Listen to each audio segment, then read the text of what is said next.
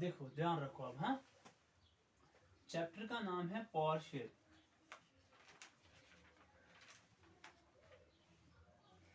मैं आज ही थोड़ा सा फिर बोलूंगा किसका, फेडरलिज्म के बारे। ये हमने ऑलरेडी पढ़ा है, तो इसको मैं ऊपर ऊपर से आपको बोलूंगा इसमें हमने क्या क्या पढ़ा था। ठीक है, देखो इसका जो सबसे पहला वाला टॉपिक था, यहाँ पर हमने देखा था दो मुल्कों की स्टोरी थी। ठीक है, दो मुल्कों की स्टोरी थी। कौन कौन सा? एक हो गया बेल्जियम, एक हो गया श्रीलंका। तो सबसे पहले हम देखेंगे स्टोरी ऑफ, कौन सी वाली स्टोरी देखी थी पहले? Belgium, story of Belgium. उस स्टोरी ऑफ बेल्जियम के अंदर हमने क्या देखा कि जो बेल्जियम है यहाँ पर दो टाइप के लोग रहते थे। ठीक है, तो अच्छा इस चैप्टर में पहले क्या था वो मैं बोल रहा हूँ। मैंने इससे पहले तो बोला, लेकिन फिर से एक बार बोलता हूँ। पावर शेयरिंग में क्या हमें देखना है, असल में हमें ये जो चैप्टर है ये समझाने की कोशिश करता है हमें पावर को क्यों शेयर करना चाहिए। यानी कोई एक ही बंदा या कोई एक ही ऑर्गेनाइजेशन ऐसी नहीं होनी चाहिए पूरे मुल्क के अंदर जो सारे के पूरे मुल्क को कंट्रोल करेगा, बल्कि ये पावर क्या होना चाहिए? शेयर होना चाहिए। कुछ इख्तियार मेरे पास, कुछ आपके पास, कुछ किसी और ऑर्गेनाइजेशन के पास, ताकि जब हर एक के पास पावर होगा तो आपस में क्या रहेगा? अमन रहेगा, पीस रहेगा। समझ आ रही है बात? यही इस चैप्टर का मकसद है, आपको समझाना। ठीक है, यदि आपको एक लेकिन ये किस हिसाब से, ये आपके घर की बात नहीं कर रहा है। हाँ, घर में भी पावर शेयर होना चाहिए, लेकिन यहाँ पर जो बात हो रही है ये एक मुल्क की बात हो रही है, या पॉलिटिकल सिस्टम के अंदर पावर शेयर होना चाहिए, ये समझाने की कोशिश की गई है। अब देखो पावर शेयरिंग, तो उसमें हमने सबसे पहले देखा स्टोरी ऑफ बेल्जियम। हमने देखा बेल्जियम के अंदर दो हिस्सों में बेल्जियम को बांटा गया है। यानी यहाँ पर दो रीजन्स है। क्या है? दो रीजन्स। एक है फ्लेमिश, एक है वेलोनिया। और इधर हमने देखा डच स्पीकिंग ज्यादा थे, वही डच स्पीकिंग ज्यादा थे। इधर क्या देखा, मैं अभी लिखूंगा नहीं वो ज्यादा, बस थोड़ा थोड़ा ऊपर ऊपर से। और वेलोनिया के अंदर कौन थे ज्यादा? वो थे फ्रेंच। और दूसरा हमने देखा एक और इलाका था, कौन सा? इधर ब्रुसेल्स। ब्रुसेल्स क्या है इधर की? Capital state. ठीक है, यानी ये कैपिटल है इस बेल्जियम की। अब यहां पर हमने क्या देखा, इस ब्रुसेल्स के अंदर ज्यादा कौन है? French speaking. और कम कौन है? Dutch speaking. जिसकी वजह से यहां पर क्या हुआ कि जो पावर्स मिल गए, किनको मिल गए? फ्रेंच को। उनको एजुकेशन भी अच्छी हासिल हो गई, वो अच्छे अच्छे पोस्ट्स में भी है। तो इस वजह से इन डच स्पीकिंग, और यहां पर मैं लिखूंगा ऐसे मोर, इसको शॉर्ट में लिखेंगे मोर डच स्पीकिंग, यही था ना? ज्यादा कौन से? डच बोलने वाले। और इधर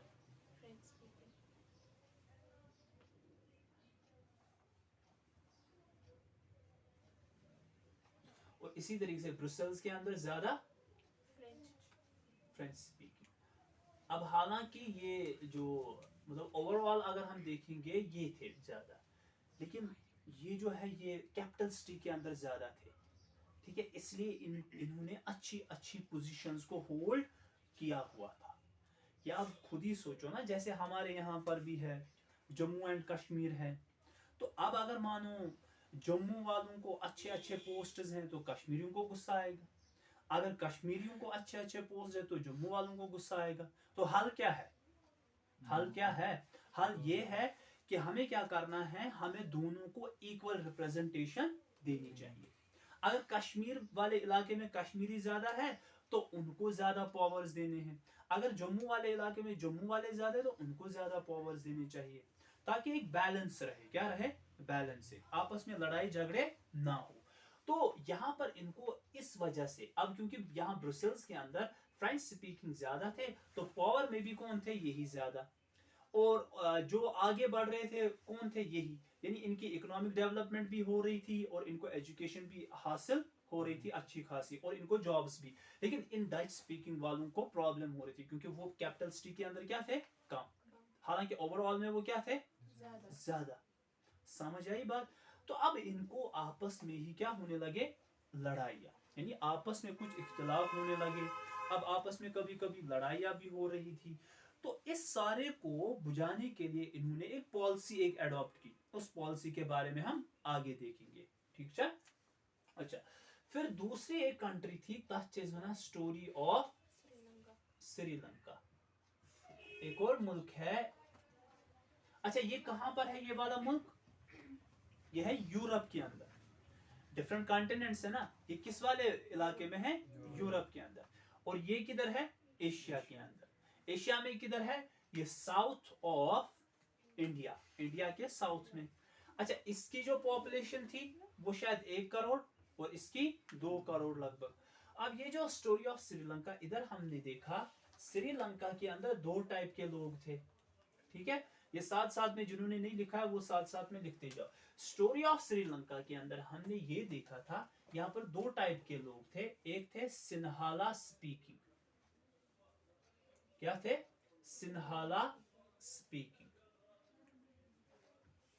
और एक थे तमिल स्पीकिंग, यानी कुछ लोग उनकी लैंग्वेज थी सिन्हालीज और कुछ की क्या थी? तमिल्स। जैसे हम यहाँ पर देखते हैं हमारे जम्मू एंड कश्मीर में, यहाँ पर कुछ लोग वो डोगरी बोलते हैं। वो कहाँ पर रहते हैं डोगरी बोलने वाले? जम्मू के अंदर। और यहाँ पर कुछ लोग कश्मीरी बोलते हैं जिनकी वो मदर टंग है, वो हो गया कश्मीर के अंदर। तो 2 रीजन्स में 2 टाइप की बोलियां बोली। वैसे ही यहाँ पर कुछ इलाके के अंदर सिन्हाली बोली जाती थी, कुछ इलाके के अंदर तमिल बोली जाती थी, ठीक है? अब इधर अगर हम देखेंगे ये तमिल वाले लोग और भी बटे हुए थे।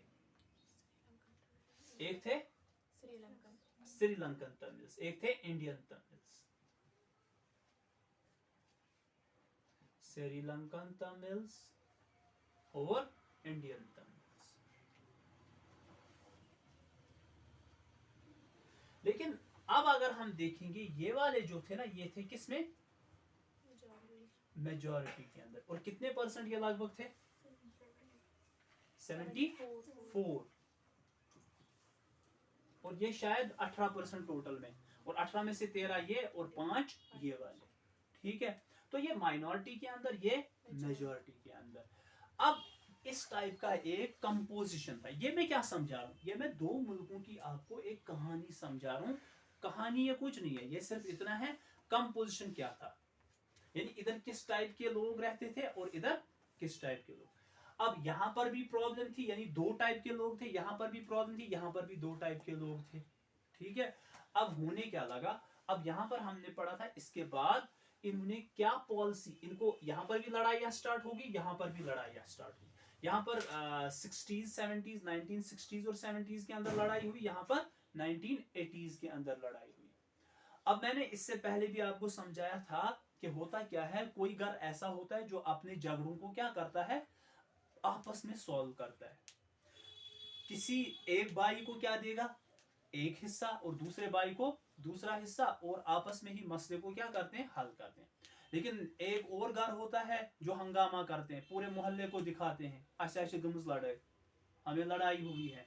तो वो आपस में फिर मतलब कभी कभी तो कत्लो गारत भी होता है, या कभी कभी क्या हो जाता है, मतलब खुशी खुशी वो अलग से नहीं निकलते, बल्कि लड़ाइयाँ करके निकलते हैं। उनको भी सबक मिलता है, इनको भी सबक मिलता है, लेकिन वो पीसफुली जाते हैं अलग और ये लड़ाई करके। लेकिन तरीका क्या है, हम पीसफुली सारे मसले को सॉल्व करें। अब यहाँ पर ये जो 2 स्टोरीज हैं, इन्हीं से निकाला गया है एक टॉपिक। अब वो हो गया एकोमोडेशन पॉलिसी। एकोमोडेशन पॉलिसी कहां पर अपनाई गई? एकोमोडेशन पॉलिसी बेल्जियम के अंदर। यानी बेल्जियम के लोगों ने क्या किया, उन्होंने एक पॉलिसी अडॉप्ट की जिसको बोलते हैं एकोमोडेशन पॉलिसी। क्लियर है बात? अब एकोमोडेट मींस क्या होता है, आप किसी को अपने साथ रखते हो, एकोमोडेट करते हो, उसके साथ लड़ाई झगड़ों के बगैर रहते हो, ठीक है? इन्होंने एक ऐसी पॉलिसी, और उन्होंने क्या की, मेजॉरिटेरियन पॉलिसी। देखो मसले दोनों को थे, प्रॉब्लम दोनों जगहों पर थी, लेकिन एक ने आराम से और एक ने लड़ाई झगड़े करके मसले को सॉल्व किया। इन्होंने कौन सी पॉलिसी अडॉप्ट की? Accommodation policy. ये कहां पर है? यूरोप के अंदर। यहां पर फिर क्या हुआ? इकोनॉमिक डेवलपमेंट हो गई। जब इन्होंने पीसफुली मसले को हल किया तो यहाँ पर क्या होगी? इकोनॉमिक डेवलपमेंट होगी। और ये एक टूरिस्ट डेस्टिनेशन अच्छी खासी, हालांकि श्रीलंका भी एक अच्छी प्लेस है टूरिस्ट्स के लिए, ठीक है। और यहाँ पर बहुत ज्यादा तरक्की हुई, लोग आपस में खुशी से रहने लगे, ठीक है। इन्होंने क्या किया? इन्होंने कुछ यहाँ पर अपने कॉन्स्टिट्यूशन के अंदर अमेंडमेंट्स की। क्या की? Amendments in constitution.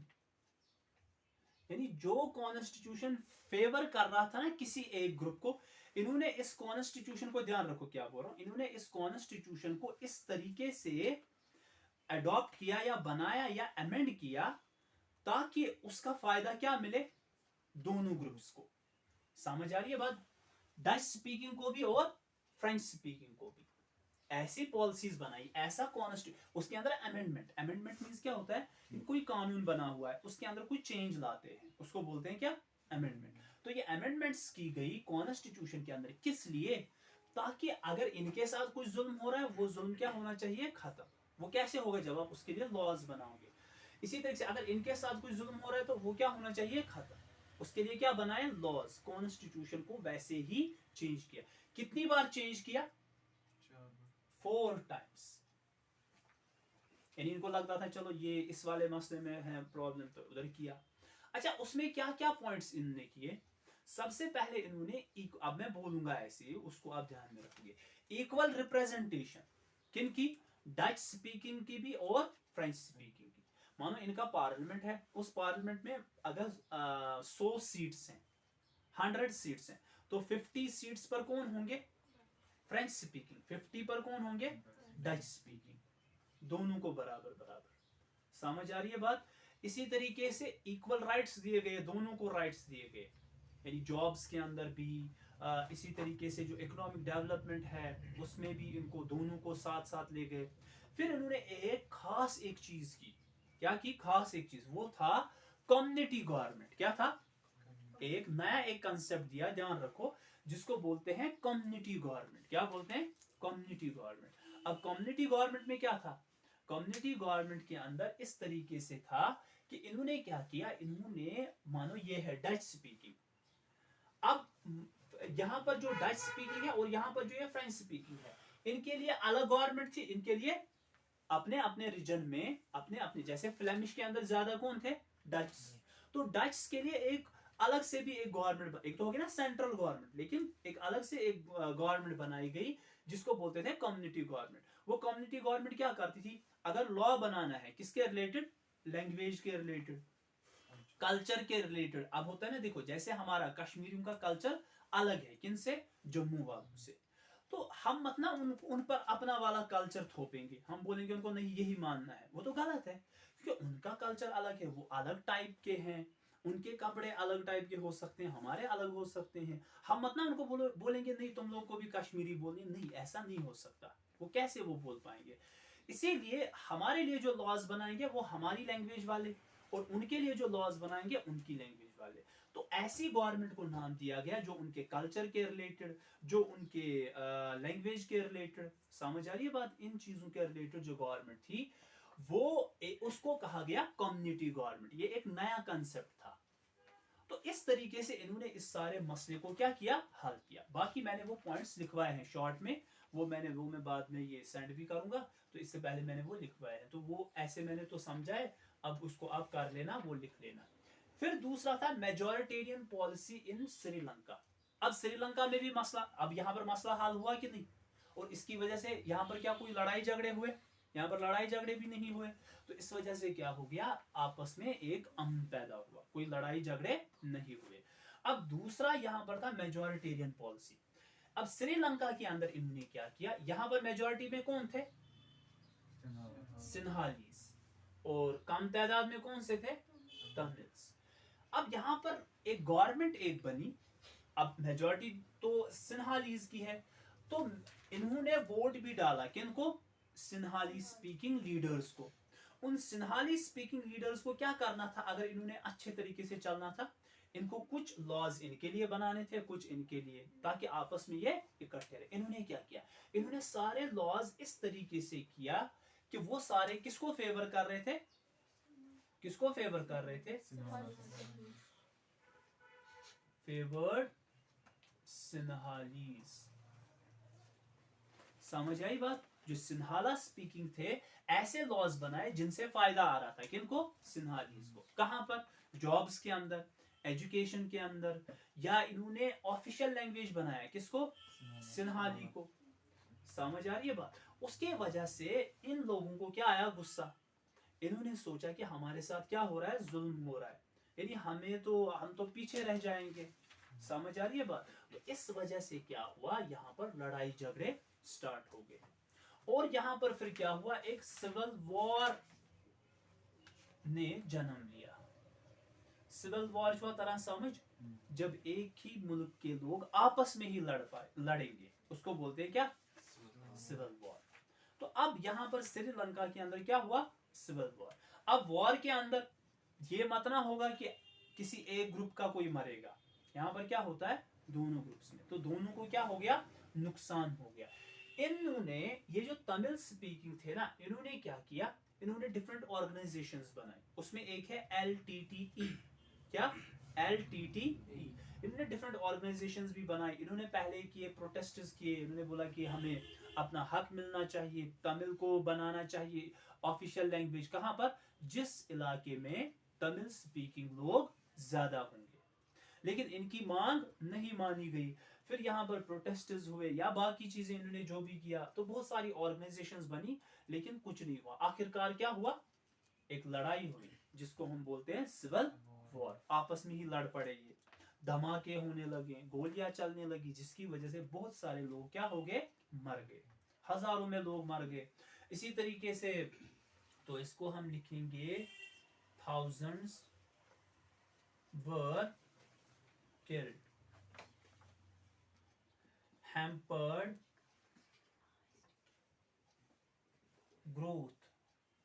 अच्छा, ग्रोथ भी सही, यानी जिस टाइप से श्रीलंका ग्रो कर सकता था इकोनॉमिकली, तो वो नहीं हो पाया। समझ आ रही है बात? तो यहाँ पर ये फिर मसले हो गए बहुत ज्यादा। फिर आखिरकार ये जो जंग है ना, ये जो सिविल वॉर है, ये 2009 के अंदर फिर खत्म हो गई। ठीक है, 2009 के अंदर, 1980s के अंदर ये स्टार्ट हुआ था असल में। ठीक है, तो लेकिन इन्होंने, मसला तो फिर सुलझ गया आज भी, लेकिन कुछ वहां पर चल रहा है। मसला सुलझ गया, लेकिन क्या करके, लड़ाई झगड़े करके, आपस में एक दूसरे को मार के। इन्होंने कैसे किया, आपस में पीसफुली सारे खुशी खुशी रह पाए। ठीक है, तो ये होता है नुकसान, जब आप किसी एक ही ग्रुप को क्या दोगे, बढ़ावा। जैसे यहाँ पर मेजोरिटी वाले को बढ़ावा दिया गया, यहाँ पर इन्होंने इक्वली ट्रीट किया, इसलिए यहाँ पर लड़ाइयाँ। अब आपको ये क्यों बोल रहा है, ये कहानियां इसलिए बोल रहा है, इसको आपको समझाना है कि ये जो पावर शेयरिंग है, क्यों ये डिजायरेबल है, यानी क्यों हमें पावर को, मतलब मेरे पास पावर है, मैं चाहूंगा मैं इसको शेयर करूं, लेकिन होगा क्या, होगा ये, अगर मैं अपने पावर को शेयर ना करूं, तो कभी कभी कोई उठेगा, वो मुझे मार देगा। सारी पावर पांच सी है, वो उठेगा और मुझे मार देगा, ताकि मेरे से वो पावर ही चीज। अच्छा, यही तो हुआ था किधर, फ्रेंच रेवोल्यूशन आपने पढ़ा ना 9th के अंदर। फ्रेंच रेवोल्यूशन में क्या हुआ, वहां पर यही तो सारा कुछ था। पावर किन के अंडर था, वो जो वहां पर मोनार्क्स थे, जो वो चाहते थे वो करते थे। लेकिन लोगों ने सोचा हम क्या भेड़ बकरियां हैं, तो हम पर ये इतना जुल्म करते, तो जिस वजह से उन्होंने फिर क्या किया, वहां पर एक रेवोल्यूशन लाया। अक्सर रेवोल्यूशन इसी वजह, मतलब अगर फॉर एग्जाम्पल मैं आपको ऐसे समझाऊंगा, अगर आप पीसफुली रह रहे हो, आपको कोई मसला नहीं है, आपको कोई सता नहीं रहा है, आप डेवलप भी कर रहे हो, आपको नौकरियां भी है, सारा कुछ है, सड़कें भी हैं, क्या आप पागल हो, आप उठोगे और रेवोल्यूशन लाने की कोशिश करोगे, तो पागल ही करेगा।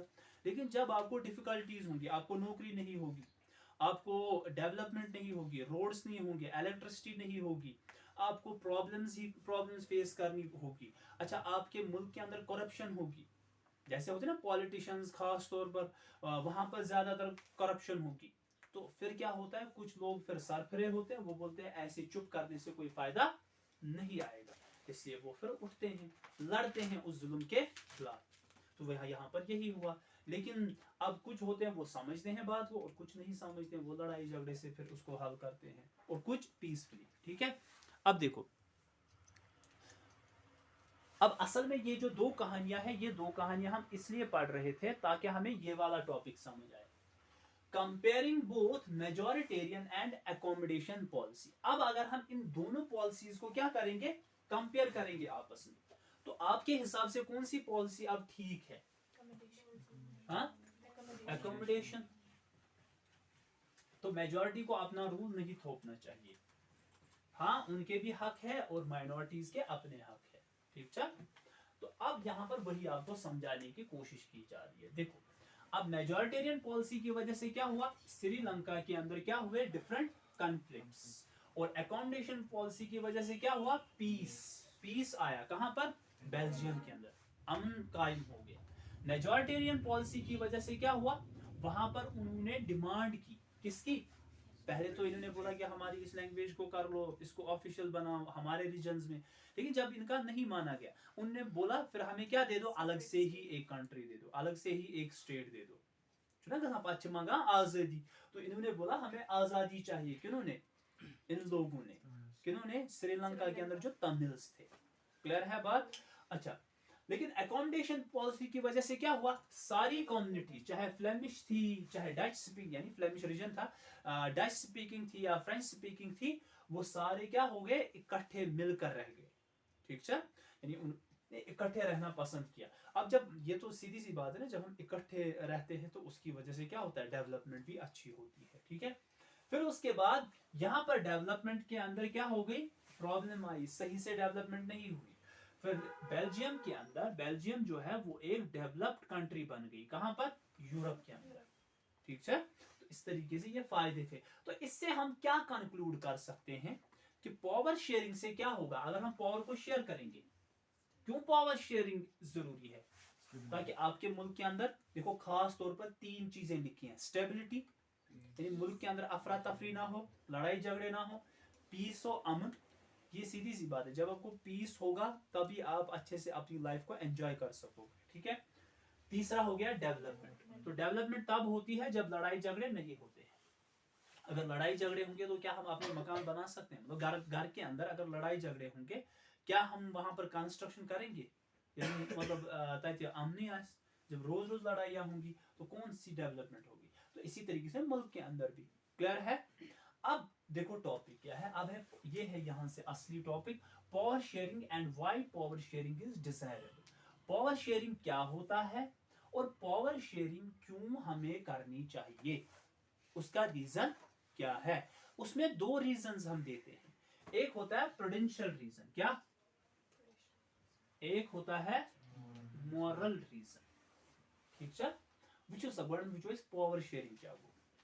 यहाँ पर जो हम एक तो हो गया ना पावर शेयरिंग, हम ऐसे भी वर्ड से भी समझते हैं पावर को शेयर करना, लेकिन यहाँ पर हम पॉलिटिकली बात करें, पॉलिटिक्स के अंदर पावर शेयरिंग क्या होता है, तो it is a system of political arrangement in which power is shared between different organs of government या between different levels।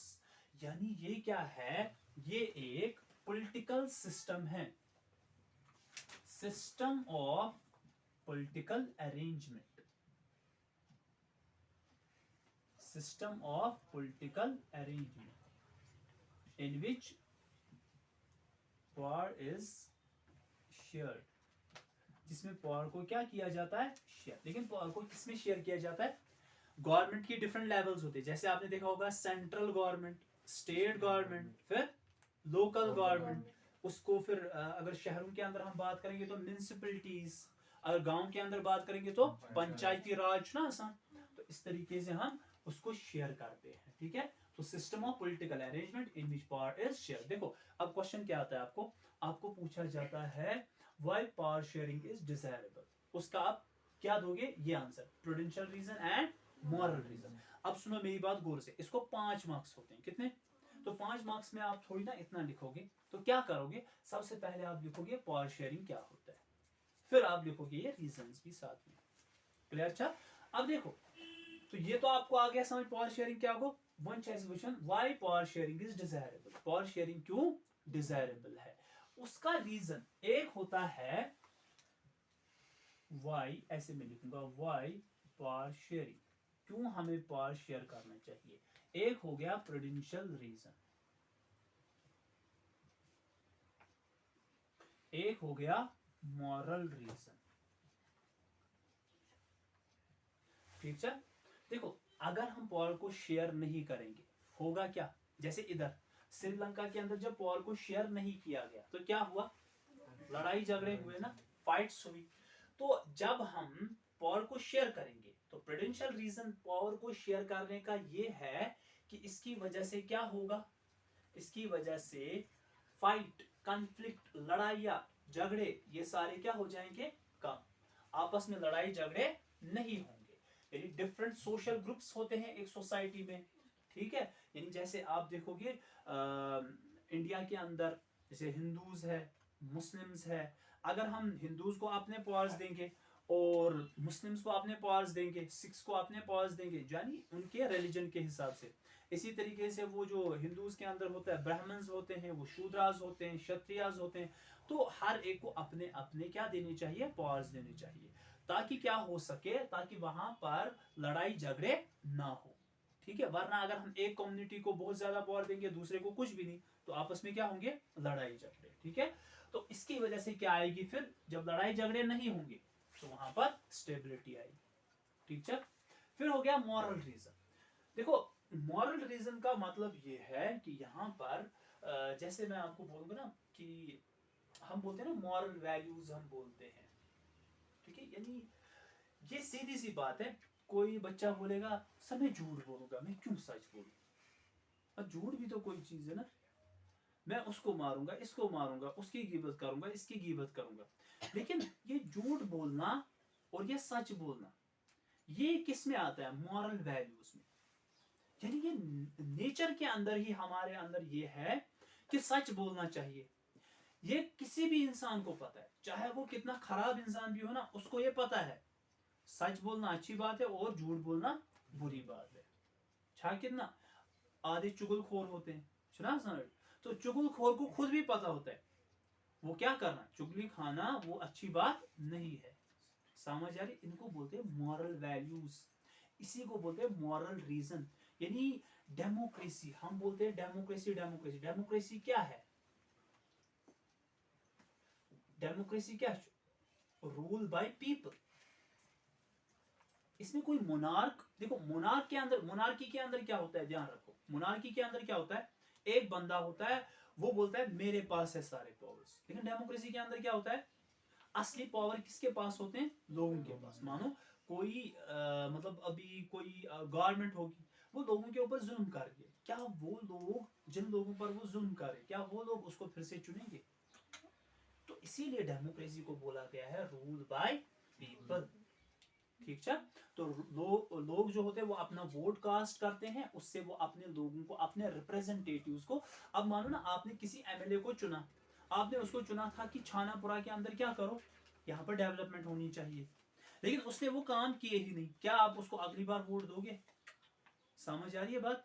तो इसलिए यहाँ पर देखो डेमोक्रेसी तो हमें यही समझाता है ना, डेमोक्रेसी का मतलब ही यही है, पावर को क्या करो, शेयर करो। तो ये तो मॉरल रीजन है किसके अंदर, डेमोक्रेसी के अंदर, यानी स्पिरिट ऑफ डेमोक्रेसी, क्या मतलब, यानी ये एक तरीके से रूह है डेमोक्रेसी की, क्या, कौन सी चीज, पावर को शेयर करना, अगर पावर को शेयर नहीं किया जाएगा तो उसको डेमोक्रेसी बोलेंगे ही नहीं। ठीक है, अच्छा, एक डेमोक्रेटिक रूल के अंदर क्या आता है, पावर को शेयर किया जाता है, किनके साथ, जिन पर उसका इतलाक हो, यानी जिन पर वो अप्लाई होता है ना, वो मतलब आपने कोई कानून बनाया, ये कानून जिन लोगों के ऊपर अप्लाई होगा तो उनके साथ इसको क्या करना पड़ेगा, शेयर। क्लियर है, ये बात आई समझ। अच्छा, और लोगों को क्या होते हैं, देखो ये पॉइंट भी याद रखो, people have right to be consulted, जिन लोगों के ऊपर आपको कानून बनाने हैं तो उनके साथ आपको मशवरा करना पड़ेगा ना। जैसे मैं आपको समझाता हूँ, मैं आपको कभी कभी बोलता हूँ हम ये टाइमिंग रखेंगे, तो मैं आप लोगों से भी पूछता हूँ ना, क्योंकि उसका असर किन पर है, उसका असर किन पर है, आप लोगों के ऊपर, असर तो आप लोगों के ऊपर है, इसलिए मुझे किन से कंसल्ट करना है, वकर माली से कंसल्ट, बाप के साथ थोड़ी करूंगा, उसको थोड़ी ना इसके साथ कोई लेना देना है, तो लेना देना आपका है, इससे आपके साथ क्या करना चाहिए, कंसल्ट करना चाहिए। अच्छा ना पावर शेयरिंग, तो इसको बोलते हैं moral reason of power sharing. Clear है बात। अब देखो एक और टॉपिक है इसमें, ये भी आता है क्वेश्चन अलग से, टाइप्स ऑफ पावर शेयरिंग, तो उसमें भी आप पहले क्या लिखोगे, व्हाट इज पावर शेयरिंग, फिर उसको करोगे किसमें, टाइप्स में कन्वर्ट। अच्छा ये बड़ा क्वेश्चन बनता है, आज सॉरी आंसर याद समझो ये बड़ा। तो टाइप्स ऑफ पावर शेयरिंग में क्या आएगा, मैं इसको दूसरे तरीके से लिखता हूं, ऐसे मैं लिखूंगा इस तरीके से। पहला एक होता है हॉरिजॉन्टल पावर शेयरिंग।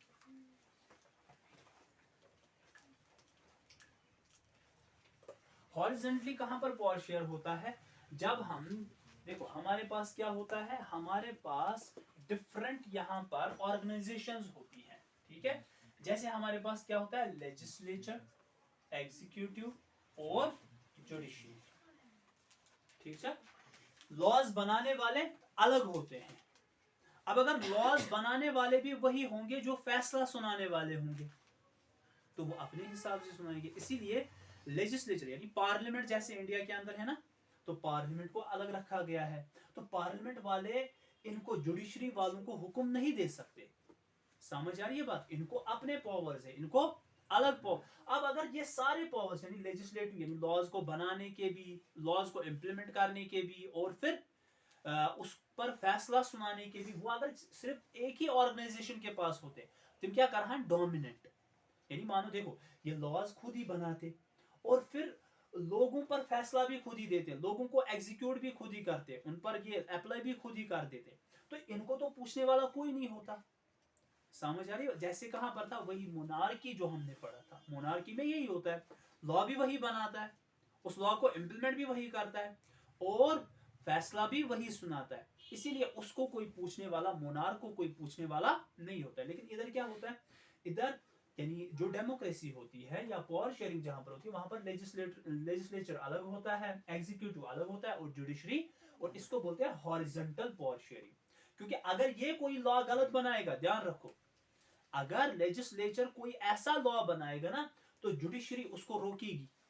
चुना कुछ साथ करान, मतलब कोई लॉ किसी ने बनाया, तो मतलब गवर्नमेंट ने लॉ बनाया, लेकिन वो जो लॉ है वो कॉन्स्टिट्यूशन के खिलाफ होगा, तो क्या जुडिशरी यानी जज, सुप्रीम कोर्ट, हाई कोर्ट, आप में से कोई भी जाएगा, उसको चैलेंज करेगा और उसको बोलेगा कि ये जो लॉ इन्होंने बनाया ये सही नहीं है। तो इस तरीके से जुडिशरी उनको क्या करेगी, रोकेगी उस लॉ को बनाने से, उसको पास होने से। ये परसों ही हुआ एक मुल्क के अंदर, ऐसा हुआ कि उन्होंने वहां पर लॉज बनाए थे, लेकिन उस लॉ को जुडिशरी ने एक्सेप्ट नहीं किया, ठीक है। अच्छा इससे क्या होता है, जब हॉरिजॉन्टली पावर, इसको बोलते हैं हॉरिजॉन्टल पावर शेयरिंग, तो इसके वजह से चेक्स एंड बैलेंसेस, यानी कोई अपना ही नहीं चलाएगा बल्कि उसको पूछने वाला कोई ना कोई है, ठीक है। अच्छा इसी तरीके से फिर होता है वर्टिकल पावर शेयरिंग। क्या, वर्टिकल पावर शेयरिंग, ये इंपॉर्टेंट है, आगे भी आएगा ये एक चैप्टर के अंदर, शायद फेडरलिज्म में ही। वर्टिकल पावर शेयरिंग के अंदर उसमें कैसे, ऊपर होती है, सेंटर में होती है सेंट्रल गवर्नमेंट जो पूरे इंडिया को कंट्रोल करती है, ठीक है। उसके बड़े बड़े डिसीजंस, जैसे डिफेंस के रिलेटेड डिसीजन है, ठीक है, तो एटॉमिक एनर्जी के रिलेटेड डिसीजंस है, ये कौन करेगा कंट्रोल, सेंट्रल गवर्नमेंट। लेकिन फिर होती है अपनी अपनी स्टेट के अंदर या यूटीज के अंदर, जैसे इस वक्त हम यूटी है, तो यूटीज के अंदर या स्टेट गवर्नमेंट के अंदर उनके अपने भी कुछ क्या होती हैं, गवर्नमेंट होती है, वो उनको अपने तरीके से कंट्रोल, यानी उनके लिहाज से। फिर लोकल लेवल पर जो सबसे नीचे लेवल होती है उसको बोलते हैं लोकल गवर्नमेंट। उसमें फिर क्या आता है, उसी में आएगा फिर म्यूनिसिपैलिटीज, और जैसे हमारे यहाँ श्रीनगर म्यूनिसिपल कॉर्पोरेशन, जम्मू के अंदर जेएमसी, जम्मू म्यूनिसिपल कॉर्पोरेशन, तो वो चलाते हैं उस शहर को पूरे, पंचायत चलाती है एक गांव को, इसी तरीके से फिर बहुत सारी पंचायत होती हैं, तो इस तरीके से वहां पर उनका ब्लॉक बनता है। फिर वो आपने डिस्ट्रिक्ट देखा होगा, तहसील हम सुनते हैं, ये सारी फिर लोकल गवर्नमेंट्स होती है, तो उन इलाकों पर तो कुछ पावर्स इनके पास, कुछ इनके पास, कुछ इनके पास, वो हम आगे देखेंगे किसके पास किस चीज के रिलेटेड पावर्स है। क्लियर था। और भी कुछ पावर शेयरिंग की फॉर्म्स होती है, जैसे देखो पावर शेयरिंग अमंग मैं लिखूंगा among different social groups. Different social groups के अंदर पावर को शेयर किया जाता है। जैसे हमने बेल्जियम के अंदर क्या देखा, कम्युनिटी गवर्नमेंट, वहां पर जो डच स्पीकिंग थे उनके लिए अलग से गवर्नमेंट, फ्रेंच स्पीकिंग के लिए अलग से गवर्नमेंट। इसी तरीके से इंडिया के अंदर आपने देखा होगा यहाँ पर रिजर्व कॉन्स्टिट्यूएंसीज होती है, यानी कोई सीट होती है उसके, जैसे है ना औरतें हमारे पार्लियामेंट के अंदर ज्यादा नहीं है, तो उनके लिए क्या रखी गई है, रिजर्व सीट्स रखी गई है। ठीक है, तो इसको बोलते हैं सिस्टम ऑफ रिजर्व कॉन्स्टिट्यूएंसीज। इसी तरीके से जो हमारे मतलब वीकर सेक्शंस ऑफ सोसाइटी होते हैं उनको थोड़ा सा रिलैक्सेशन दी जाती है एज के अंदर, यानी जॉब्स के अंदर ना एज के रिलेटेड या मार्क्स के रिलेटेड भी दी जाती है। ठीक है, तो उस पर एक मूवी भी है, अगर आपने वो देखी होगी, आरक्षण की कुछ उसका नाम है, उसमें वो सैफ अली खान तो बेचता था, अमिताभ बच्चन एक्स्ट्रा, तो इस तरीके से उसमें भी ये दिखाया गया है क्यों हमें उन लोगों को देना चाहिए ये मतलब रिजर्वेशन जो हमसे मतलब बिछड़े हुए हैं, वीकर सेक्शंस है, यानी कोई बंदा है वो पहाड़ के ऊपर रह रहा है, उसको वो फैसिलिटीज अवेलेबल नहीं है जो हमें है, इसलिए उसको रिलैक्सेशन देनी चाहिए। फिर दूसरा होता है power sharing among different political parties, among different political parties. यानी आपके पास क्या होती है, अगर आप देखोगे एक होती है रूलिंग पार्टी, क्या होती है, ध्यान रखो इधर, एक होती है रूलिंग पार्टी, ठीक है, ब्याक्स ना अपोजिशन पार्टी। क्या रूलिंग पार्टी वही काम करेगी जो अपोजिशन पार्टी करेगी? अभी रूलिंग पार्टी कोई लॉ लाती है, अपोजिशन क्या करा, उसके खिलाफ बोलती है आपने जो हो खराबी, इसमें ये खराबी है, इसमें वो खराबी है, क्योंकि वो अपोजिशन का काम है, उसका नाम ही क्या है, अपोजिशन, यानी वो अपोज करेगी किसको, रूलिंग पार्टी को। हर टाइम जरूरी नहीं है लेकिन अक्सर वो अपोज ही कर, ताकि क्या रहे, ये जो रूलिंग पार्टी है कोई गलत चीजें ना करे। समझ आ रही है बात, यहां पर भी रूलिंग पार्टी को अपने पावर्स है और अपोजिशन को अपने पावर्स है। क्लियर था? इसी तरीके से एक और हो गया power sharing among different pressure groups, among different pressure groups. Clear है? अमंग डिफरेंट प्रेशर ग्रुप्स या मूवमेंट्स। अब डिफरेंट प्रेशर ग्रुप्स मतलब क्या होते हैं, जैसे अभी हमें यहाँ पर जब वो कोविड था तो उस टाइम पर बच्चों ने क्या निकाला, एहतजाज किया, और उन्होंने क्या बोला, उन्होंने बोला कि यानी स्टूडेंट यूनियंस जो होती है ना, उन्होंने अपनी यूनियन निकाली और उसके जरिए से इन्होंने एहतजाज किया, एजिटेशन स्टार्ट की। क्या बोल रहे थे कि हमें रिलैक्सेशन दे दो, किसमें, सिलेबस के अंदर।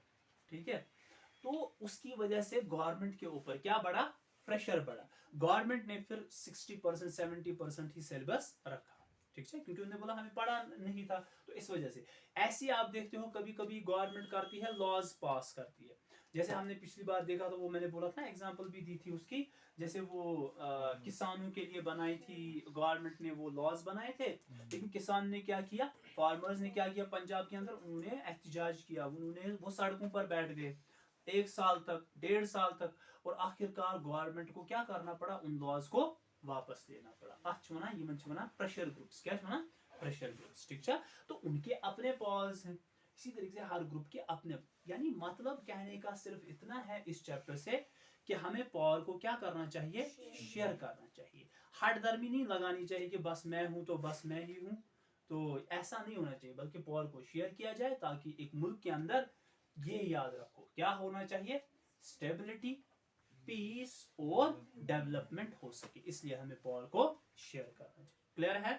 तो ये अच्छे से दिमाग में रखो। तो ये तो हो गया ये वाला चैप्टर।